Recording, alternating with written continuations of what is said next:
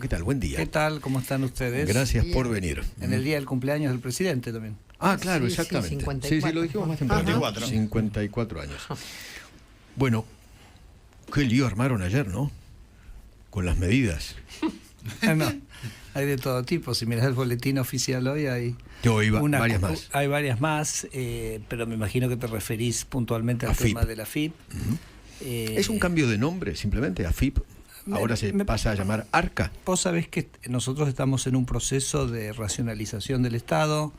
Lo hemos dicho millones de veces, que cada gasto que el gobierno hace es un impuesto que el contribuyente tiene que pagar, ya sea en impuesto inflacionario o en impuestos específicamente, y que toda reducción de gasto es un alivio, eventualmente es un alivio para el contribuyente. Y yo creo que lo que se anunció ayer de AFIP un poco entra en esa lógica también, ¿no? En este caso con números ya que pueden sorprender un poco, porque se está hablando de unos 3.000 agentes que se reduciría, digamos, De 22.000 se reduce 3.000. Así que imagínate que es un porcentaje muy importante, más o menos 15% de la planta, de una de las organizaciones del sector público que más gente tiene, ¿no? Entonces, esa racionalización y esa eficientización del gasto público me parece que redunda, digamos, en menor carga tributaria. Así que creo que acá lo que impacta es eso, ¿no? Impactan esos números, impactan a veces también una readecuación de un sistema que tenía la AFIP, es un sistema que lo había creado Larreta en el 2001,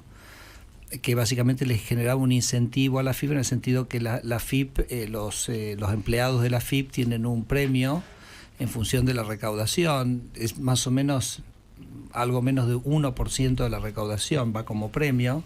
La verdad que nosotros no es que estemos en contra de los premios, pero claro, cuando eso se puso en el 2001, los niveles de recaudación eran mucho menores. Después vino toda esta, digamos, esta expansión, digamos, este viaje loco del kirchnerismo para duplicar el gasto público, y eso implicó por consiguiente que esos recursos y esos premios llegaron a montos que en algún sentido eran como difíciles de sostener, ¿no? Sobre todo para un presidente que está dando muestras muy fuertes de contención en el gasto público. ¿Y era una guarida de militantes?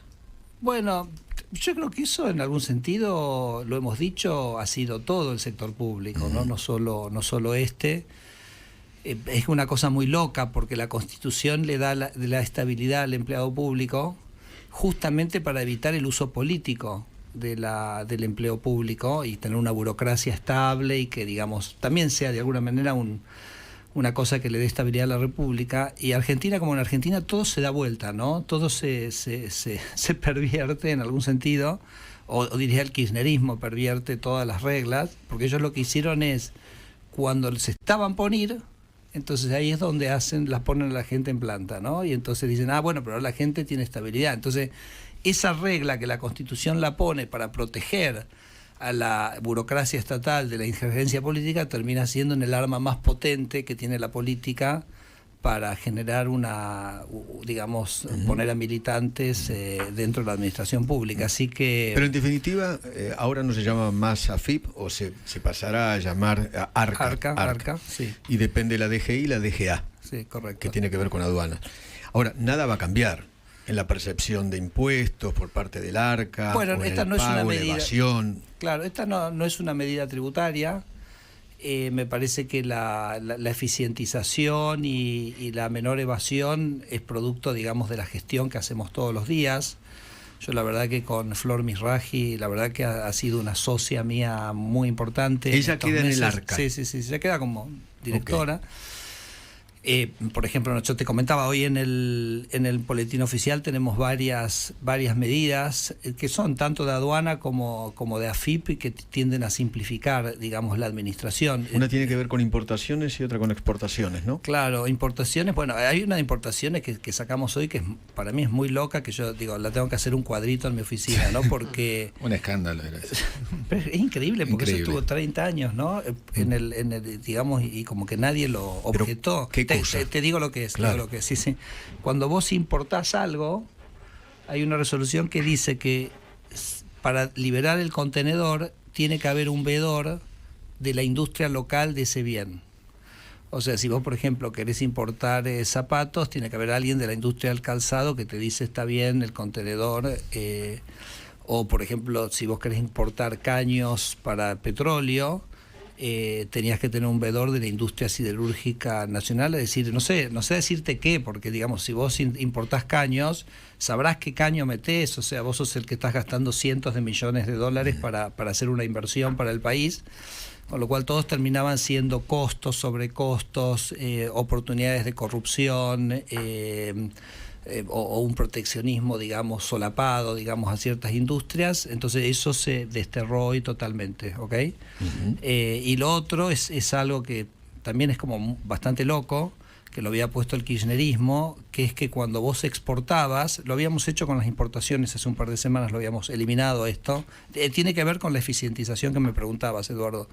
Pero vos, por ejemplo, cuando exportabas, vos exportabas algo, decías, bueno, exporté esto por 100. Y entonces la aduana te decía, no, para mí esto, ojo que para mí esto puede ser que valga 300, ¿ok? Entonces te obligaba a comprar un seguro por la diferencial de posibles impuestos que vos tenías que pagar si efectivamente era 300 y no 100. Disculpame si es un poco medio enrevesado. Es muy técnico. No, pero es enrevesado, sí. Pero porque...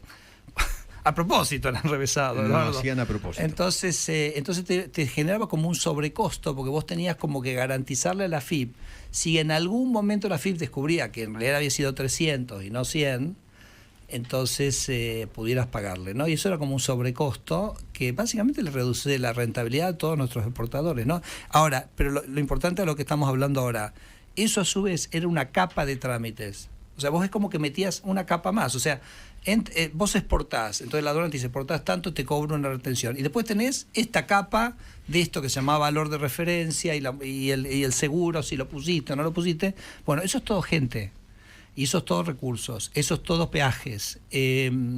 Corrupción, básicamente. Posibilidades de corrupción, ¿correcto? Entonces, cuando vos empezás a desarmar eso, empezás a poder alivianar las estructuras. Lo mismo, por ejemplo, una cosa que no hemos avanzado todavía, pero está ahí en el tintero, cuando vos, un vaso, si lo clasificás posición 515.3, por decirle algo, arancel 15.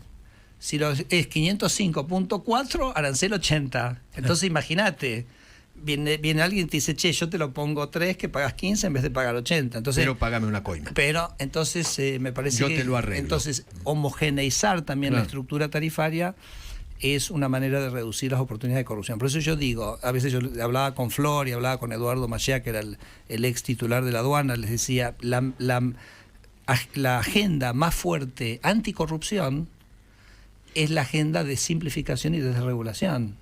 Por una cosa obvia, Eduardo, o sea, si no está el trámite, nadie te puede pedir nada por hacer el trámite, ¿no? Entonces, creo que también la agenda que llevamos adelante del Ministerio de Regulación también me parece que puede... Van profundo también sobre el fútbol, sobre la AFA. Sí, hoy también salió un decreto del presidente. Es interesante, el fútbol tiene un régimen previsional especial. Lo había creado en el 2002 Duhalde, pero después... en la campaña electoral Massa lo repotenció e incluso lo incorporó a la AFA en sí, como, digamos, medio como, no sé, como una cosa de campaña, pero que le generaba un agujero muy grande al fisco, porque básicamente el sistema funciona de que vos tomás ciertos ingresos de transferencias, de entradas, de transmisiones, y eso va a un pozo y de ese pozo se pagan las cargas. En los últimos 6 meses ese sistema al gobierno le generó un déficit de 7.000 millones de pesos. El propio decreto de Massa decía, bueno, en un año hay que mirar esto para ver, digamos, si esto cierra o no cierra. Viste cómo era todo en Massa, o sea, bajo impuestos. Bueno, fue un decreto después, a medida de Tapia, exacto. Porque Tapia lo apoyó como candidato a presidente. Pero básicamente eso. Una medida del populismo, que es decir, bajo los recursos, soy responsable y después que se arreglen dentro de un año y que lo arregle el que esté, ¿no? O ya veré en el futuro. Entonces, más o menos ese año se ha cumplido. Entonces, lo que nosotros hemos dicho es que ese régimen va a expirar dentro de 6 meses, a partir de hoy, 6 meses de hoy. O sea, le hacen un agujero... Muy que grande. vamos a constituir una comisión donde va a haber representantes del gobierno, de la AFA y de los clubes de fútbol. Primero, Eduardo, nos retrotrae un poquito a la discusión de las universidades, ¿no? Primero auditar. O sea, ¿qué está pasando? ¿Por qué estamos con este déficit? ¿Cómo es el flujo de los recursos, etcétera? Así que bueno, nos vamos a sentar ahí con la AFA y para la posible renovación o rediseño del sistema, esa comisión va a tener que emitir un informe. Así que bueno, esperemos, no sé, digamos el capítulo gobierno AFA, capítulo 1000, ¿no? O sea... ¿Y el capítulo gobierno universidades? Bueno, ¿Habrá algo nuevo? Sí, digamos, estamos estudiando cosas porque acordate que el planteo del presidente y del gobierno es que él no está, no está en juego el no arancelamiento de las universidades. Y soy preciso en estas palabras. ¿Seguirá siendo gratuita? No, es que justamente... ahí va, excelente lo que me dijiste. Excelente lo que me dijiste. Pegué. Sí. Vamos. No, pará. Vamos, Edu. No. Nunca es gratuita. No, sí, lo que dice el es gratuita para el que estudia. No, pero es muy importante. Es extraordinariamente importante esa distinción. No, claro. La universidad no es gratuita. No es gratuita porque cuesta. No es gratuita. Yo siempre digo es gratuita para el que estudia. Exacto. No para el resto de los argentinos. El resto de los argentinos lo pagan. Entonces digo, no, pero eso el otro día el presidente lo aclaró. Y me parece que a veces el lenguaje también nos lleva a pensar de una manera y que es importante desarticular. Entonces el presidente dijo, la universidad no es gratuita porque le cuesta a la sociedad recursos. Todos los argentinos la pagan. Eso es inobjetable, no digamos, no merita discusión.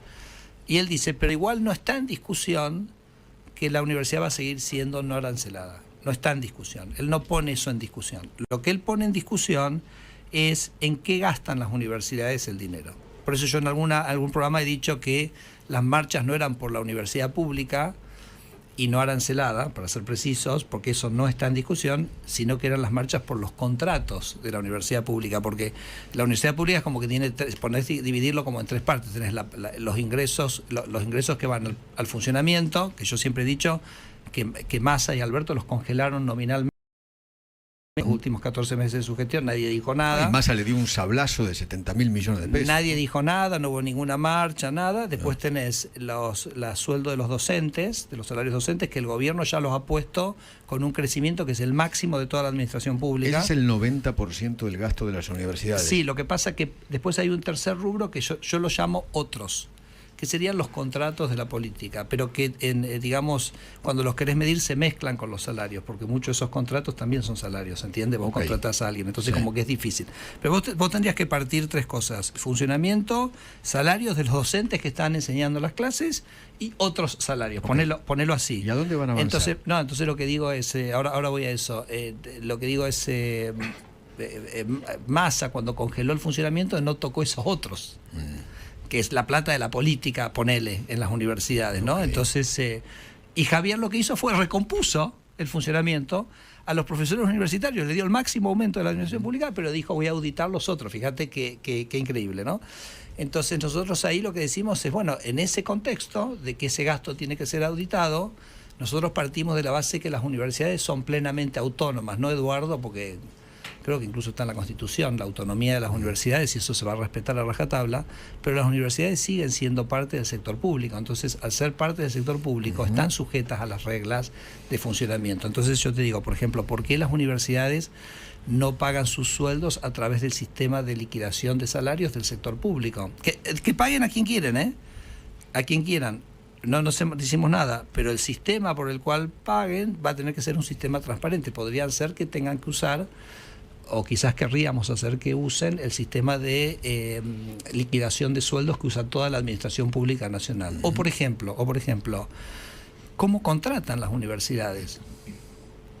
Porque más allá que ellos, repito, tengan libertad absoluta para decidir qué contratar, al ser administración pública, no dejan de ser administración pública, tendrían que seguir los procedimientos ellos de compras. Dicen, somos autónomos. No, son autónomos. Y autonomía se respeta. Pero como son sector público, eso no quiere decir que ellos no deban cumplir con los requisitos de contratación que tiene el sector público. Es lo que ellos decidan, pero con la transparencia y con los procesos que corresponden. Entonces, el gobierno está, Eduardo, trabajando en ese tipo de medidas. Así que, bueno, me parece que vamos a terminar con universidades con un gasto más transparente, que me parece que es lo que el presidente está pidiendo, Cuando ese gasto se transparenta, nosotros decimos cuando las cajas de la política se transparentan, caen, y vas a ver cómo van a aparecer mucho más recursos para lo que verdaderamente las universidades tienen que hacer, que es enseñar. Cuando ustedes escuchan, por ejemplo, cantar universidades de los trabajadores, al que no le gusta, se jode, se jode. ¿Ustedes qué piensan? No sé qué decirte, Eduardo, qué sé yo, que la gente que se exprese. Yo creo que una cosa, yo no pienso que te da legitimidad democrática ni una marcha ni nada, porque la legitimidad democrática está dada en el voto. En el voto participamos 48 millones de argentinos, participamos todos en el momento que eso de lo de las marchas, ¿no? Es como una cosa que pretender arrogarse una representación. Y si la gente quiere marchar, que marche todo, no tengo ningún problema. Yo he marchado en contra del kirchnerismo, Eduardo, ¿cuántas veces? ¿Ok? Así que no tengo ningún problema que la gente marche. Digo, pero lo que no debemos dejar confundirnos, que eso tenga, digamos, representatividad democrática, porque la representación... por eso me pareció cuando... digamos, me pareció incluso paradojal, ¿te acordás que hace unas semanas un diputado nuestro recibió una agresión en La Plata? Y digamos, qué paradojal, ¿no? Porque en realidad ahí un grupo minúsculo estaba agrediendo a alguien que había sido elegido por el pueblo, ¿no? Entonces, iba a dar una charla a la universidad. Entonces, bueno, me parece que la gente puede expresar, la gente puede decir lo que quiere, puede cantar, puede manifestarse, todo fenómeno. Por supuesto puede manifestarse sin afectar el derecho de tránsito de la gente. Ministro, ayer también se dieron a conocer otros cambios. Uno tiene que ver sobre el espectro radioeléctrico, ¿no? Sobre el famoso 5G.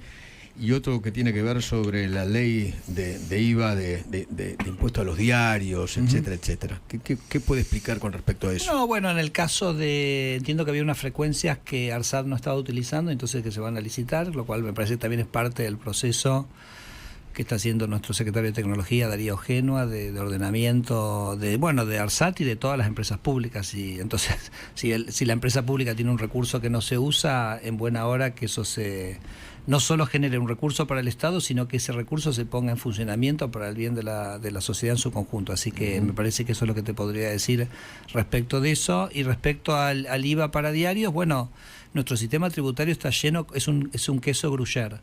Vuelvo a lo de aduana y AFIP que hablamos al principio. Si un sistema tributario está lleno de agujeros, es muchísimo más difícil de gestionar. Así que a mí me gusta que nosotros avancemos hacia un sistema tributario más simple, más homogéneo, sin tantas excepciones. A ver, sin tantas excepciones que eventualmente permitan bajar las alícuotas de esos impuestos, ¿no? Ojo, igual, Eduardo, hagamos un pequeño repaso. El gobierno de Milei bajó el gasto 30%, 5 puntos del PIB. El nivel de actividad económica está exactamente igual que cuando Javier asumió, si no más alto. Yo creo que en los últimos números se va a dar más alto, lo cual te quiere decir que si la cantidad del producto total está igual y lo que gastó el gobierno cayó, quiere decir que lo que gastó el sector privado subió, ¿correcto? Entonces ese es un punto, me parece, primero muy interesante. Y esa baja del IVA. No, te iba a decir, esa baja de gasto del gobierno ha generado bajas equivalentes en los impuestos. Y vos me dirás, ¿cuál impuesto bajó? Claro, ¿cuál? Yo te digo, ¿cuál bajó? ¿Cuál? El país. Bueno, el impuesto país es uno muy evidente, correcto. Entonces vos podés bajar el impuesto país de 17 a 0, como va a ser a partir del 1 de enero, sin afectar el superávit fiscal, porque bajaste el gasto, y eso va a redundar en una baja en el precio de los bienes, a los cuales compramos todas las cosas que se importan. No, pero Willy, sobre todo el impuesto inflacionario, lo pondría primero, ¿no? O sea, pagabas un impuesto inflacionario, el peor para los pobres, entonces eso lo bajaste también. Pero, por ejemplo, te doy un par más. Se bajaron muchos aranceles, que también eso también es una entrega de recaudación que va a generar una baja en el precio de los bienes de consumo. ¿Te acordás que en el paquete fiscal el ministro Luis Caputo expandió el monotributo, amplió el monotributo? Y eso quiere decir que para muchos profesionales de clase media que quizás estaban en autónomos, ahora pueden hacerlo con monotributo, entonces también tiene una baja impositiva muy significativa. Se bajó el impuesto a los bienes personales, que eso para nosotros era importante porque con ese impuesto a bienes personales los capitales se iban de Argentina. Sí. Nadie ahorraba en Argentina, entonces era casi una necesidad estructural. Así como fueron... Se bajó los costos, por ejemplo, de muchísimos trámites. Por ejemplo, el más quizás visible es las transferencias de automóviles, que el gobierno te cobraba 2%, ahora te cobra 1%. Digo, entonces quiero enfatizar que esa baja de gasto implica una baja de impuestos. Lo del IVA que vos me preguntás es un proceso de, si se quiere, ordenamiento del sistema tributario para que todos más o menos paguen lo mismo, y eso permitirá seguir con las bajas de impuestos en ese mismo generales. ordenamiento, se me ocurre lo siguiente: los beneficios a empresas en Tierra del Fuego, los beneficios impositivos a Mercado Libre, Galperín y compañía, que también son millones y millones de dólares. Creo que son 100 millones de dólares a Galperín y 1.070 millones de dólares a Tierra del Fuego. ¿Eso también? A ver, el Congreso ahora tiene, digamos, una oportunidad también de discutirlo. En el caso, yo te diría, RIGI y Tierra del Fuego te los pongo en el mismo paquete, porque viste que el gobierno impulsó el sistema del RIGI, que es básicamente para inversiones que implican hundir mucho dinero. Vos le das ciertas ventajas impositivas que el presidente las visualiza como... Él lo que me dice es, lo que está en el RIGI es donde tendría que estar el sistema tributario en 3 años. O sea, si el impuesto a las ganancias corporativas es 25%, yo espero que en 3 años hayamos bajado el gasto público, que nos permite bajarle a nuestros empresarios los impuestos para que puedan pagar mejores salarios, para que puedan producir mejor, que puedan expandir la producción. El RIGI, ¿te acordás? Dice que no hay cepo para los que participan en eso, entonces, bueno, eventualmente no tiene que haber cepo. Entonces él lo ve como un adelantamiento de a dónde va el sistema tributario, ¿no? Pero te lo comento por lo siguiente: el RIGI es un contrato que vos haces con una empresa, es decir, vos venís a invertir y yo te cumplo estas reglas, ¿no?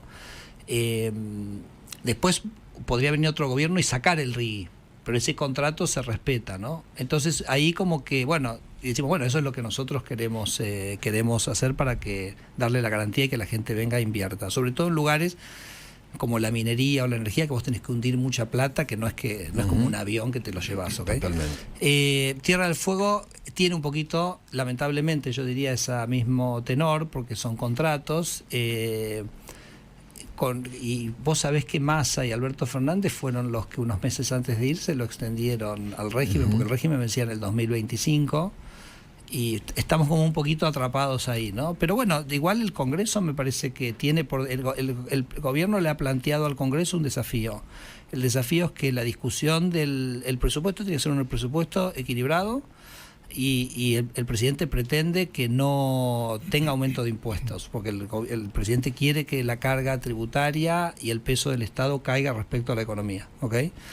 Pero dentro de esos parámetros le da total libertad al Congreso. Creo que tendríamos que tener un debate muy rico, o sea, ojalá que el Congreso tome el guante, le recoja el guante, y en vez de ser ya sea una crítica estéril y vacía y discursos políticos, bueno, a ver, podemos nosotros... Es el Congreso de la Nación el que tiene que decidir. Estos anuncios van a ir al Congreso. No, ¿cuáles anuncios? No sé. Lo que estoy diciendo es que el Congreso ahora tiene toda una discusión del sistema tributario por delante, y que el presidente, en tanto se respete el equilibrio fiscal y se respete que la carga tributaria total no suba, el Congreso para nosotros tiene total soberanía para decidir. Entonces, ¿el Congreso quiere aumentarle a las universidades más que lo que ya ha hecho el gobierno? Perfecto. Que diga que otro gasto baja, ¿se entiende? O sea, ese margen se lo damos con total libertad, digamos, no es que se los damos, se lo da la institucionalidad de nuestro sistema democrático, pero digo, ojalá que lo tomen y que tengan un debate que no se quede en los discursos políticos, sino que sea sustancioso. Y ahí, Eduardo, incluye también todo este capítulo que se llama de los gastos tributarios, los gastos tributarios. Ojalá que también, donde estaba esto del IVA a los medios, entre otros. Federico, ¿qué va a pasar con 2 temas? Uno, los aportes obligatorios que tienen que hacer empresas de comercio, pymes, a la Cámara de Comercio y a la CAME. Y número 2, lo que publicaste ayer en la red social X del ANSES, que borraba el registro. A ver, esa fue una historia increíble, porque me escribe un señor, ¿no? Y entonces me escribe un señor y me dice, mira, la verdad que no, yo trabajé durante 40 años, me despidieron, a los 52 años decidí que me iba a estudiar, abogacía. Me dice, te pido disculpas, que te tomo tu tiempo con esto. Bueno, sigo leyendo. Y me dice, como yo en mi trabajo ayudaba a hacer trámites provisionales, digo, bueno, mientras estudio me gano unos mangos ayudando a la gente a hacer los trámites provisionales. Y me encuentro que para hacer un trámite provisional en la ANSES tengo que ser un abogado registrado. Entonces el tipo me manda la resolución. Y yo te digo, deben tener 100 personas solo para manejar ese registro, hablando, digamos, de la reestructuración. Y entonces se lo mando a Mariano de los Heros, que es el director de ANSES, le digo, Mariano, esto, me dice, pero esto es una locura, me dice. O sea, además me dice, ¿cómo lo increíble? Me dice, ¿cómo encontraste esto? Le digo, me dice, porque yo acá ni siquiera, porque, viste que lo que son curritos, la onda es silbar bajito, que nadie se entere. La burocracia lo esconde. Lo esconde. Totalmente. Bueno, yo digo, nosotros estamos teniendo un aliado extraordinario, que es la gente. Porque la gente, yo tengo mi mail abierto y la gente... Te van contando las cosas que yo le pasan. estoy recibiendo 150 Por ejemplo, hay mucha gente que dice, mails por día. La burocracia que tengo para habilitar una empresa, un comercio, ¿no? Por ejemplo. Totalmente. Igual, acordate, Eduardo, que muchas de esas cosas a veces son municipales y provinciales, pero otras no. Por ejemplo, las habilitaciones que te pide el SENASA o las que te pide el INAL para ¿Se van a meter ahí? Sí, estamos a full. Lo que pasa es que, bueno, viste, vamos sacando a medida que vamos terminando y cada cosa, uno a veces ve el tuit o el decreto.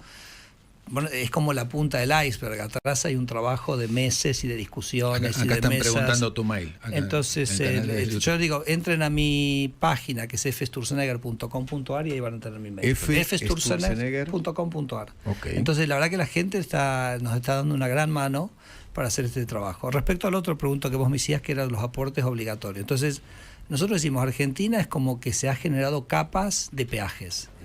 Muchos de esos peajes son corrupción, que serían peajes ilegales, y otros peajes son legales.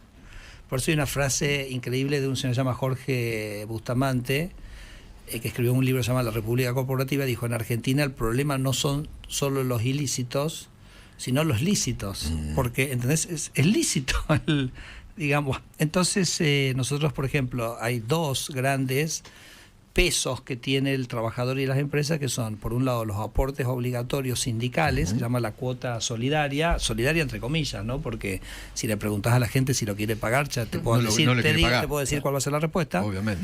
Pero después también hay unos aportes que son obligatorios a las empresas, ¿ok? ¿Qué quiere decir? Que en la convención colectiva se dice que las empresas tienen que pagar, y muchas veces las empresas no quieren pagar. Quiero aclarar porque el otro día cometí un error. Entonces me pidieron ejemplos, ¿no? Entonces dije que, por ejemplo, en la cámara de plástico este pago era de 7% obligatorio a la cámara, que es medio y después me llamaron y hablé con ellos y era un error. En realidad no era tanto, incluso en ese convenio era voluntario, porque nosotros lo que decimos, si es voluntario, imagínate, no tengo voluntario, ningún problema, claro, cero problema. Ahora, si lo solidario llega a convertirse en obligatorio, claro, eso es lo complicado. Entonces claro. nosotros querríamos, digamos, mutar, y estamos en el proceso de hacer eso, a que que no haya más obligatorios. Ministro, mire, acá un importante profesor universitario me dice, son los contratos de asistencia técnica que mantienen la franja morada y el radicalismo. Claro. Ahí está el gran curro. Ahí van a ir. Claro, yo ahí te había comentado que también hay mucho... ¿Eso está en el otros? Esto está en el otros. Eso es el otros. Ah, eso es el otros. Se llaman contratos de asistencia técnica. Entonces, nosotros vamos también, históricamente, a veces se contrataba empleo público a través de una universidad, porque eso de alguna manera te permite salirte del escalafón y de millones de cosas. Entonces, eso también nosotros lo vamos a estar limitando en aras de la transparencia, ¿no? Sí. Un empresario también pyme me pregunta, ¿qué medidas van a aplicar para ayudar a las pymes? Bueno, yo creo que mira, te voy a decir, el otro día hay un ex presidente del Banco Central, Javier González Fraga, y él me decía, Federico, yo al final me di cuenta que muchas organizaciones que nosotros tenemos son organizaciones anti-pymes. O sea, nosotros tenemos organizaciones anti-pymes. Entonces, él puntualmente, un ejemplo que me daba y me contaba su historia, él había sido productor de dulce de leche, famoso dulce de leche La Salamandra, no sé si te acuerdas. Sí, claro, sí, me acuerdo perfectamente bien. Él me dice, al final lo terminó comprando Cristóbal López en su momento. Después me dice, después de todos los, digamos, las cosas que me pidieron, ¿no? De habilitaciones, me di cuenta que al final esas organizaciones que, supuestamente están para protegernos, en realidad están para proteger a las grandes. Porque las pymes no podemos nosotros hacer todo eso que nos piden, ¿okay? Estamos tratando de sacar la cabeza arriba. Entonces, yo creo que la agenda de simplificación y de regulación es una agenda primordialmente para las pymes, ¿okay? Porque para ellos son lo que esos trámites y esta persona que me escribe seguro que lo tiene presente a esto. También diría otra cosa, el hecho de que la estabilidad macroeconómica me parece también que es una política pyme muy contundente, y sobre todas las cosas la baja del gasto público, Eduardo, porque la baja del gasto público libera recursos para el crédito. Y una pyme también necesita acceso al crédito a un precio razonable, y eso lo puede hacer solamente si el Estado no está ahogando.